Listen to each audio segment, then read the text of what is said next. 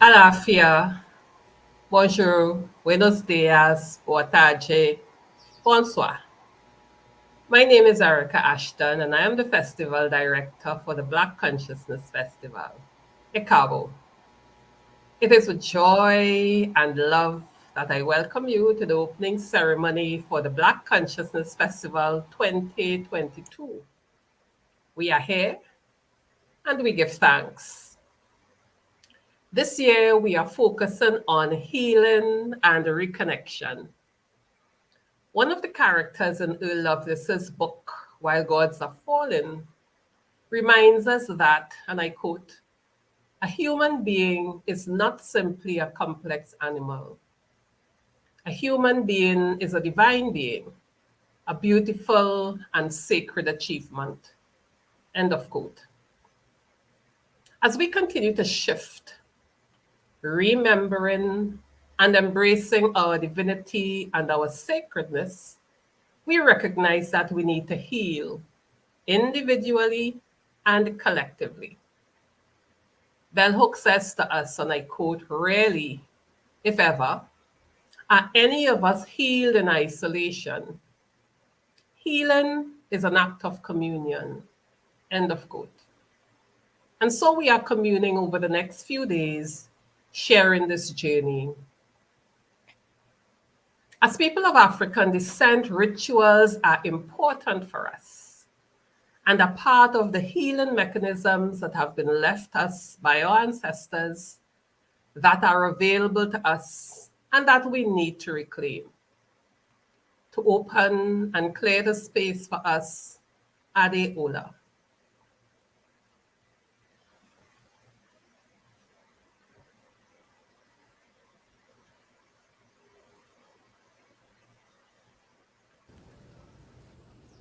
Shile kufuwa Olúwa. Shile kufuwa Olúwa. Shile kufuwa o. Ìwà ló ní wá. Ìwà ló ní wá. Masheta wanu Shile kufuwa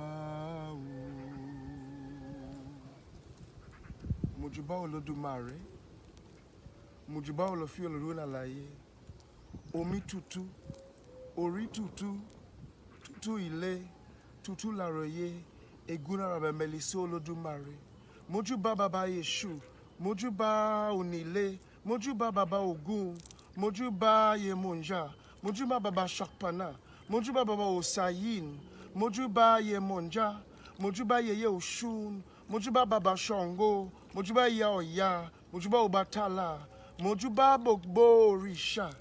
We give thanks and we give praise.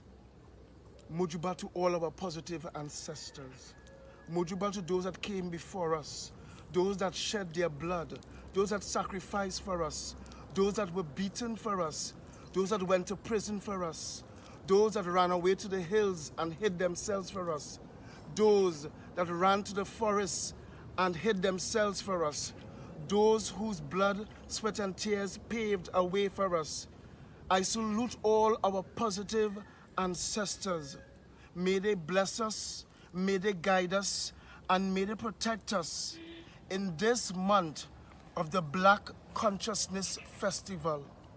Pride, power, and practice. Mojuba Egungun, Mojuba Bogbo Egungun, Mojuba Egungun. Bless us, Iri and Ashe.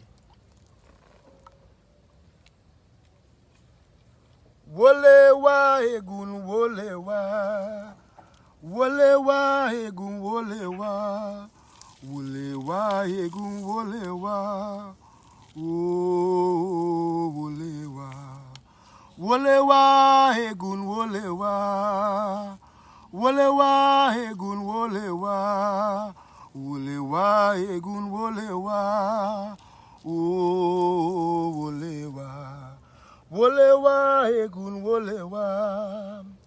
Wolewa egun wolewa. Wolewa egun wolewa. Oh wolewa. Wolewa egun wolewa. Wolewa egun wolewa. Wolewa egun wolewa. Oh wolewa. Wolewa egun wolewa. Ashe, Ashe, Ashe. Thank you, Adeola, for doing the libation for us. We appreciate your support and commitment. On this journey of healing and reconnection, we remember the indigenous peoples who first inhabited these lands. Among them, the Taino, Warao, Kalinago, Lokomo, and so many others. We give thanks for them. We give thanks for their presence, their guidance, and their stewardship of these lands. We give thanks. They are still here with us. I acknowledge the board of directors of the Black Consciousness Festival, a board that is creative, that can tell stories, and plenty stories, that can work, share, and laugh together. From Brazil, we have Anderson Gonzalez. From the United States of America, Janelle Grant Williams. And from Trinidad and Tobago, Taika Pioneer, Nicholas Ward, Sean Samad, and myself, Erica Ashton. Thank you, lovely people. It is a joy communing with you. The 2020 edition of the Black Consciousness Festival promises to be another rich and educational experience. We continue to be heartened and encouraged by those who accepted the invitation to join us, to connect, to share, to begin this healing process. Thank you for saying yes. Those of us who are based in Trinidad, we have one in-person event this year. This is a screening of the film Letters of Hope at the studio of the UWI Film Program, Camody Road, St. Augustine, tomorrow from 6 p.m. to 8 p.m. The director of the film, Ms. Vusi Africa, will be joining us live from South Africa after the screening for discussion. Thank you to Asha Lovelace of Africa Film TT, the UWI Film Program, and the Cultural Studies Society for facilitating, and to Mr. Vusi Africa for sharing his talent with us. We are grateful for the technology which allows us to connect across spaces. I acknowledge the Heroes Foundation for partnering with us again this year and for providing us with all of the technological support for the festival. Thank you, Mr. Lawrence June, the CEO of Heroes Foundation, and Mr. Kieran McDowell, the boss, the technical lead. We are most appreciative of your support. Thank you. And now I invite Mr. Sean Samad to do a reading for us of one of Derek Walcott's poems entitled A Far Cry from Africa. Thank you, Erica. A Far Cry from Africa by Derek Walcott. A wind is ruffling the tawny pelt of Africa. Kikuyu, quick as flies, batten upon the bloodstreams of the veldt. Corpses are scattered through a paradise. Only the womb, kernel of carrion, cries, waste no compassion on those separate dead. Statistics justify and scholars seize the salience of colonial policy. What is that to the white child hacked in bed? To savages, expendable as Jews? Threshed out by beaters, the long rushes break in a white dust of ibises whose cries have wheeled since civilization's dawn. From the parched river or beast-teeming plain, the violence of beast on beast is read as natural law, but upright man seeks his divinity by inflicting pain. Delirious as these worried beasts, his wars dance to the tightened carcass of a drum, while he calls courage, still that native dread of the white peace contracted by the dead. Again, brutish necessity wipes its hands upon the napkin of a dirty cause, again a waste of our compassion, as with Spain, the gorilla wrestles with the Superman. I who am poisoned with the blood of both, where shall I turn? Divided to the vein. I who have cursed the drunken officer of British rule, how choose between this Africa and the English tongue I love? Betray them both or give back what they give? How can I face such slaughter and be cool? How can I turn from Africa and live? Thank you. Thank you, Sean. How can I turn from Africa and live? Question for us to consider. Brazil has been our starting point, our heartbeat, mirroring for us our resilience, our divinity, our innate joy, and our magic. To bring us greetings from Brazil, our sibling, Anderson Gonzalez.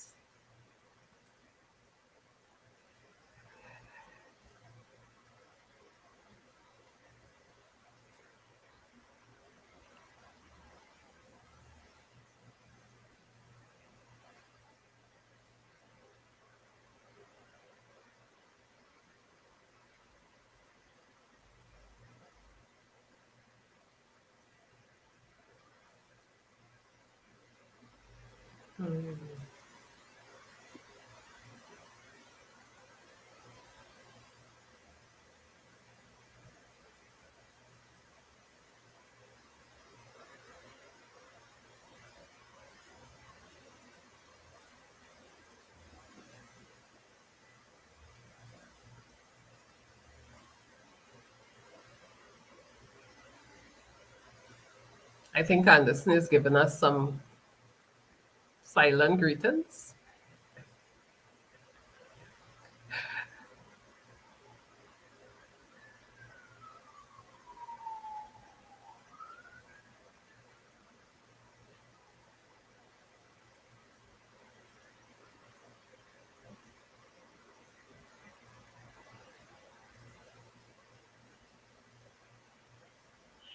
Olá a todos, boa tarde para quem está no Brasil, boa noite para quem estiver em outro fuso horário. Meu nome é Anderson e eu venho do recôncavo da Bahia, de uma cidade chamada Cachoeira, um território bastante conhecido pelo legado de resistência do povo negro e do povo indígena. Eu gostaria de saudar a organização do festival, aos membros da diretoria, aos convidados que aceitaram participar dos diálogos que teremos ao longo desses próximos 4 dias, incluindo hoje, e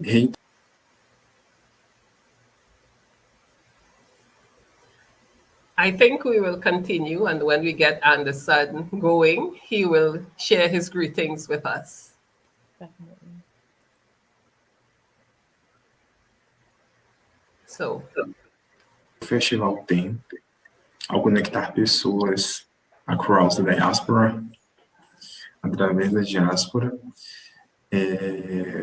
com o intuito de recobrar essa memória, não apenas de resistência, mas de tudo que a nossa ancestralidade construiu ao longo dos séculos.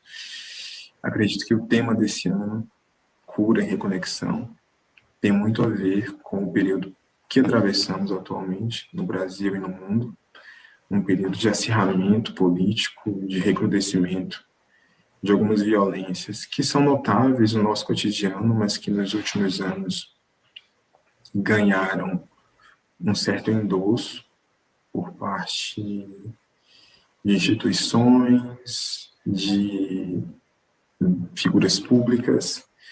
Então, me parece que esse é um momento bem importante para que a gente esteja próximo uns dos outros, para que a gente esteja aquilombados e cultivando a memória de nossos ancestrais, mas também construindo sementes para gerações que virão, ao passo que cultivamos nosso bem-estar físico, mental e espiritual.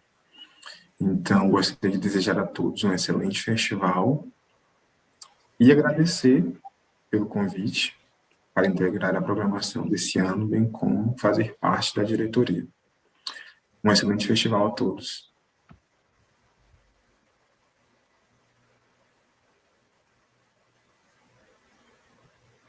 Obrigada, Anderson. I was going to say Sean should translate for us, but we will continue. We get the sentiments.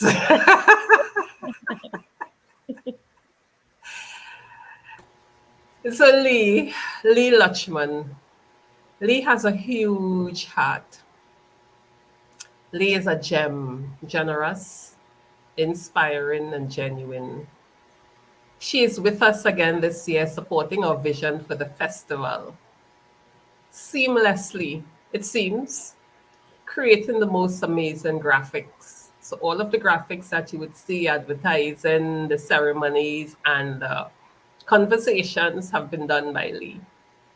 Lee, we are very appreciative of your imagination and your willingness to share your gifts with us. Thank you. Janie Cunningham, thank you for your assistance with social media and recording the scripts. I love your enthusiasm and positive energy. Thank you for being there. Thank you. So why healing and reconnection? We're going to have a conversation now, a mini conversation now with Mr. Sean Samad, Whitney Horsham, and myself, talking about why healing and reconnection and the importance of education in this. Sean and Whitney, welcome. You're here. Thanks, Erica. And let me say Whitney's correct name, Whitney Amanda. Whitney. Yeah, I just looked down. I was like, why have all my names in there? Hi, Whitney. You're all the way across the Atlantic, so thanks for joining us today. I would be anywhere you guys ask me to be. I love joining you all in any conversation. It's my thrill in life. I do enjoy it. Appreciate it. As Erica was saying, the theme of the festival this year is healing and reconnection. And one of the things I wanted to bring to our conversation, our discussion today, is the notion around healing-centered education. Right? I had the privilege and the opportunity to actually be part of a course on healing-centered education during the pandemic. And some of the key things that they talked about as being essential to this healing-centered education process and a kind of restorative turn, takes several parts. So the first one they talked about is social and emotional learning, about how we, the neuroscience of compassion, they called it, how we introduce compassion into that educative process, and positive psychological techniques and something that they call pro-sociality, which is interesting. It's about expressing forgiveness and empathy and trust and collaboration, a lot of the things that we know are desperately needed in our societies today. The second thing, of course, was mindfulness, which is a big buzzword now, and that the expansion in mindfulness and mindfulness-based modalities when it comes to education is key. The third thing was trauma-informed teaching, which is pretty interesting. And all of this is kind of buttressed by new insights in trauma studies, which looks at the impact of trauma on physiological and nervous systems. So it's not just about how we feel and emotions, but it actually has an impact on our physical bodies. And talks about somatic modalities, which I know Erica will love, because that somatic modalities talks about integrating into teaching the concepts of embodiment and movement and meditation as key parts of that educational process. And the last two things are restorative justice, which of course is, thinking about healing justice and calls for reparations and all these things that are a big part of what we talk about here at the Black Consciousness Festival.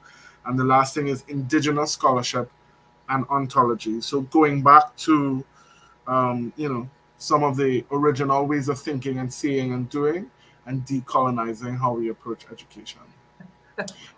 Which one of these things, or how do these things appeal to you or connect with your idea of education going forward? Well, as a school counselor, it's all up my alley, to be quite honest. I'm like, yeah, and another thing, yes, that's right. I just talked about that today. Mm-hmm. Yeah, it's one, the connection that you did the course during the pandemic. It just reminded me of the pandemic, right? And not like this weird kind of area we're in now where it's like that happened, but it's still happening. It's just we're in this weird space, but really like shooting you back to the depths of it, like being in the midst of it and the fear and the anxiety. And what a light was shone on mental health overall. What about the children? And we're not okay.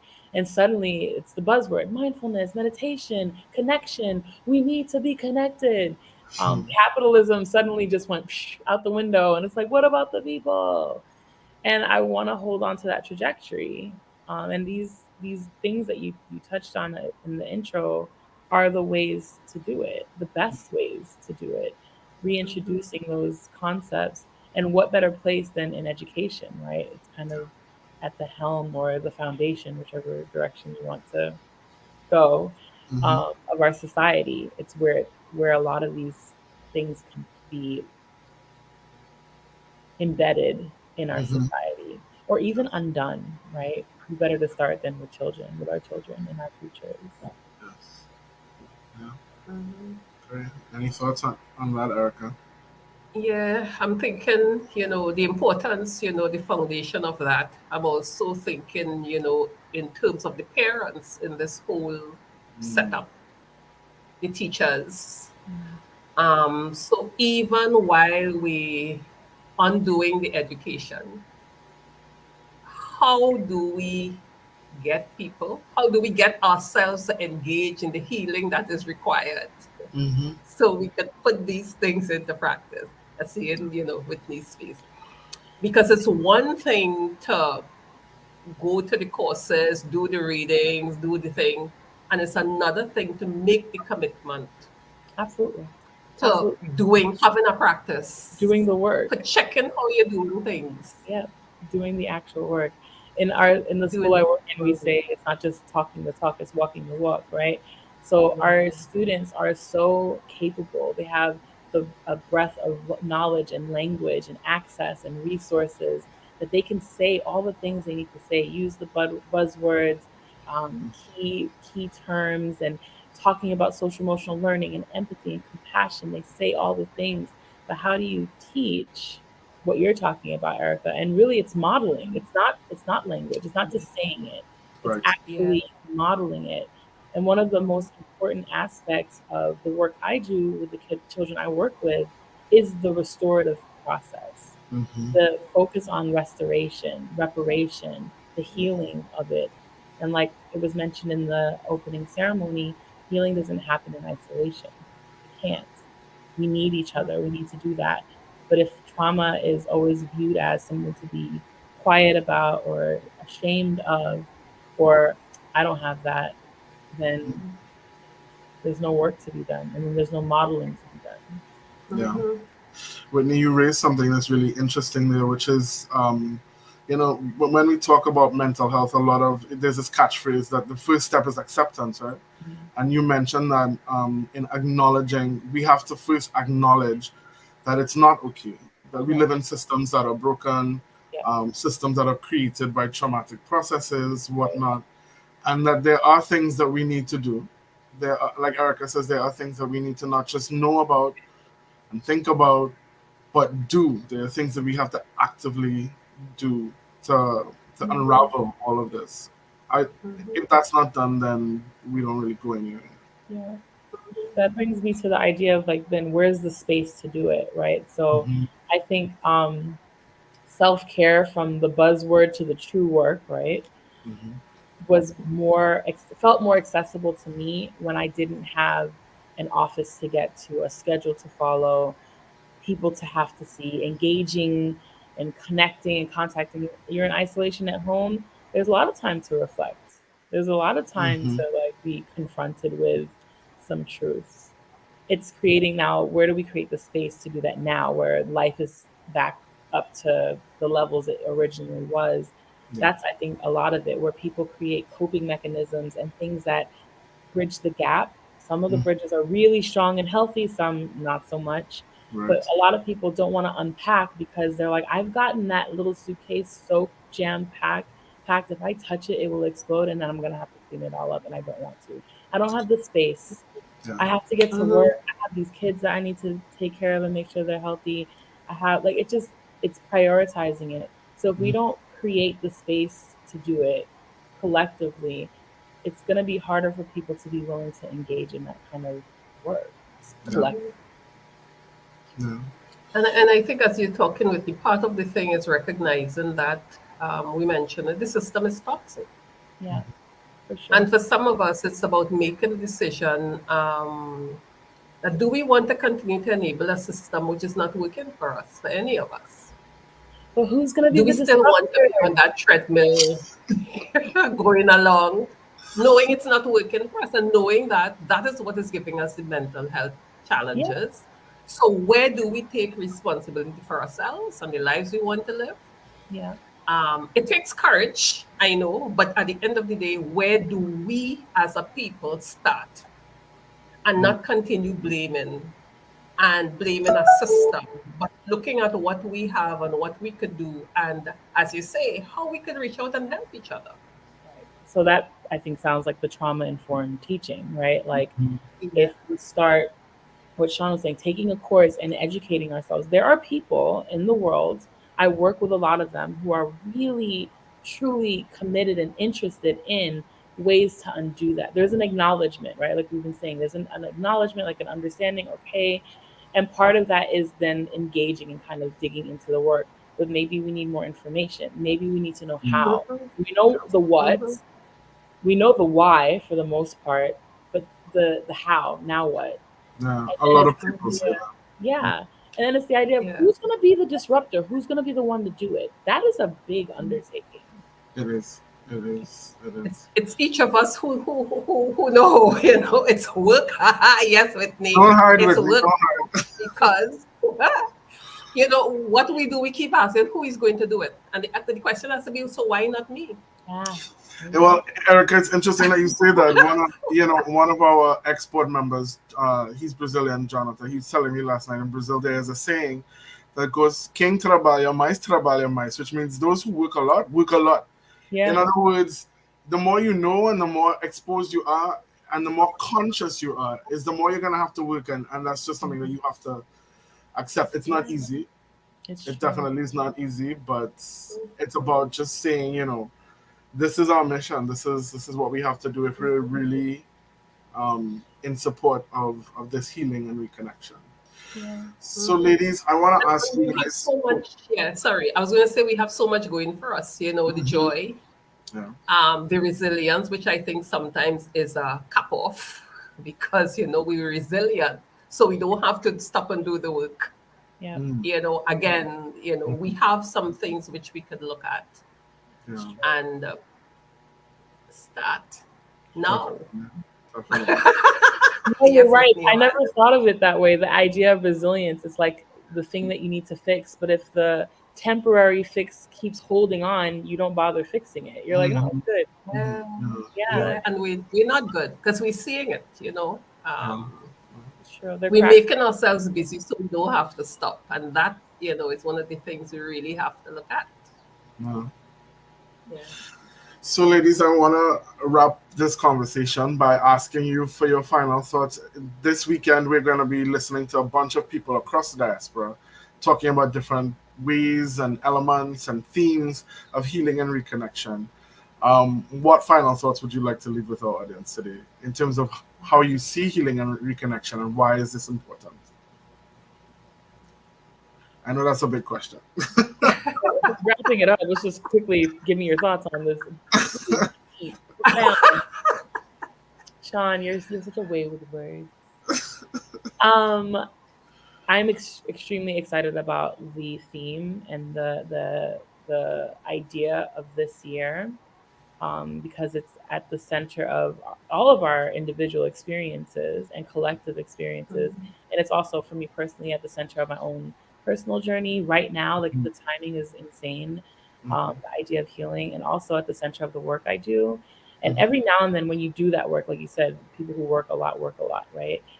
I always need that reminder of why you're in elbows deep in this and people's trauma and anxieties and negativity and fear. It's a lot. It's really heavy. Yeah. But the idea of like redirecting it to an idea of healing makes it feel more bearable. Mm. And I think what Erica said earlier, maybe we can't keep leaning on the idea of resilience. Resilience now sounds exhausting. Mhm. We've been resilient for going on 3 years right now. I'm tired. I want to Yeah, heal. we're tired. I like the idea of the closure and the restoration of healing. Healing brings relief. Mhm. Healing brings more ease. And healing also brings the tools that you need if you're ever faced with it again, right? If you heal Mhm. it, that means I did it and now I know what to do next, or I'll know what to do if it ever happens again. Yeah. And I love the idea of being prepared, and maybe the healing process is a little shorter next time or less traumatic or extreme. Mhm. So Mhm. there's hope in healing. Yeah. I mean, healing is all about wellness too, right? It's about us being better. Yeah. Erica, final words? And thinking too that we have, all of these tools which are there for us, and one of the first ones we have to do, I think, is to get quiet. Mm-hmm. We have to find ways to get quiet, to listen, to hear, to recognize there are other ways of being. That's the other thing, that this colonial system we're in is not the only way. There are indigenous ways of knowing, so that when I say I know in my body, I know. I Yeah. don't have to justify that knowing. And I think these are some of the things we need to get to with people. Trusting themselves, trusting their intuition, and baby steps, because we want to be whole. Not we aren't whole in that sense, but we really want to Yeah. move to move from that space that we're in, because we don't need to be there. I love that. I love the idea of silence. Well, ladies, So thanks we for your started and we show our children and grandchildren and those coming after us that, this is how we do it. Yeah. Mhm. For I sure. love that. Well, thank you for joining me in this conversation. Brief, but very impactful and very full of rich ideas. So, in as part of the opening And which we're ceremony, going to extend, right, Sean and Whitney? I'm just gonna smile. Erica's such trouble. So, as we wrap up the opening ceremony coming up, we have a poem by a young person who worked with us on the reparations weekend in 2021. And then we'll hear a little bit from Ruth Osman, who created an amazing song for the festival. So, thanks for joining again, ladies.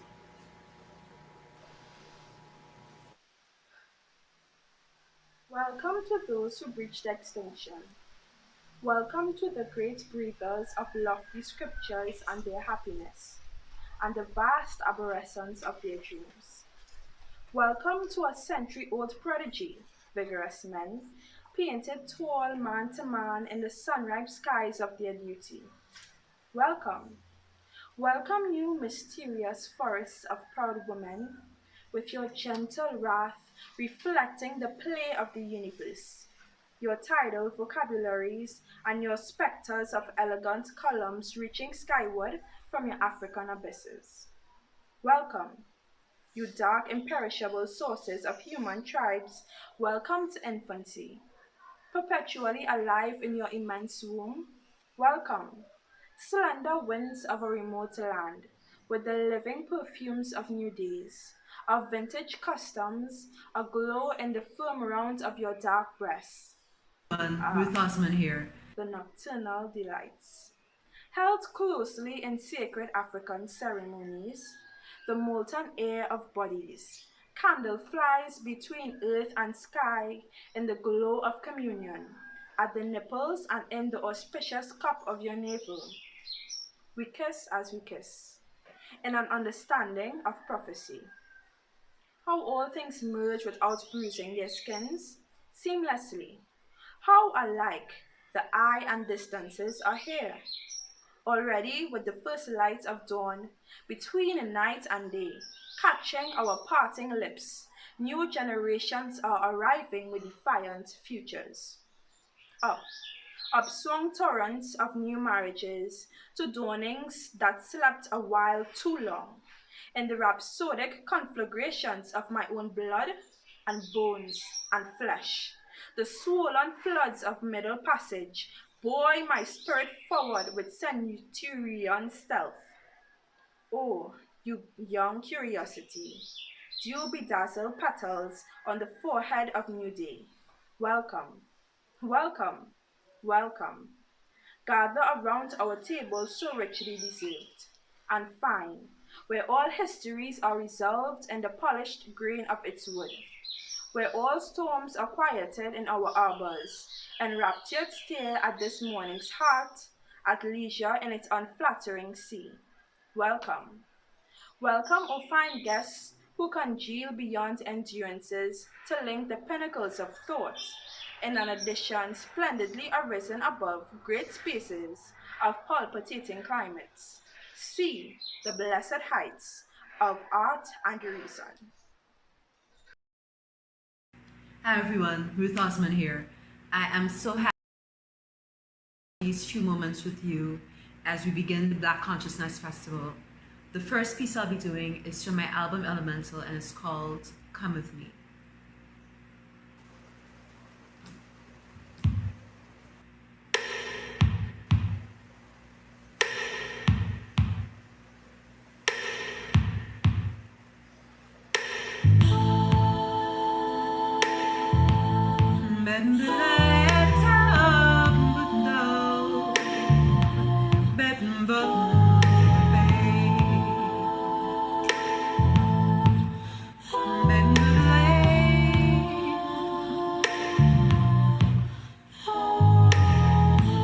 Come with me to a place you've never been. Come with me to a land of which you dream. Come with me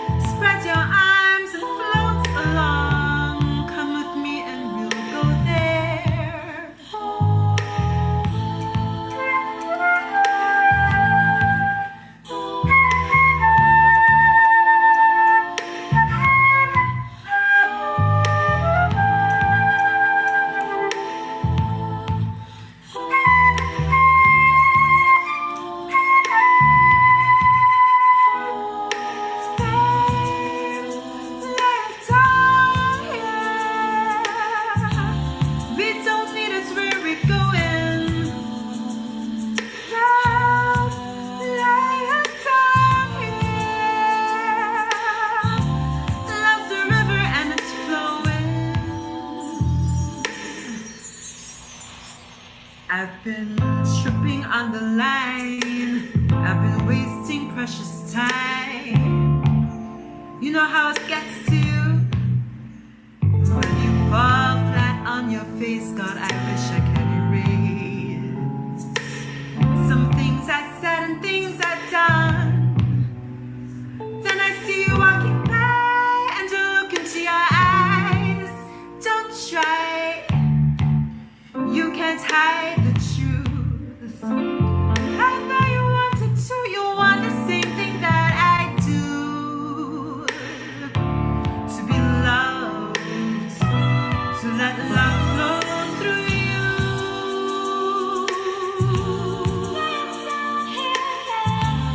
We don't need fear where we're going. Heights, like tide, yeah. Love's the river and it's flowing. Fame, like tide, yeah. We don't need it where we're going. Love, you got to lay it down here. Love's the river and it's flowing through you.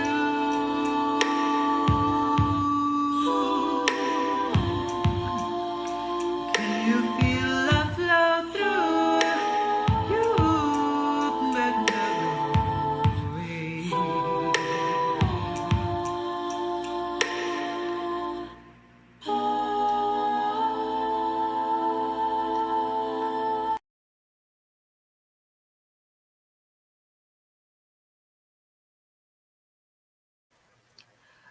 The artist's work that was read by Zaria is the work of Chief Leroy Clark, master artist here in Trinidad and Tobago, and who is now an ancestor. We remember the chief and we give thanks for his life, his gifts, and his legacy. And we thank the young persons from Create Future Good who did that project last year, reading and recording some of the writings of the chief. So, gorgeous Ruth, thank you, thank you, thank you. We love you. We appreciate you always. And to all of you who joined us for this opening ceremony, we thank you. We thank everyone who will be part of the conversations. And we thank all of you who will be listening and sharing your energy with us. Remember to join us tomorrow if you can at the studio of the UE Film Program, Carmody Road in St. Augustine at 6 p.m. for the screening of Letters of Hope. You will also get the opportunity to hear from and engage with the director of the film, Mr. Vusi Africa. We look forward to seeing you there. Check out our website for the links and the lineup of conversations, and continue to walk in pride, power, and the practice. Thank you so much. Enjoy the rest of your day, evening, night. Blessings.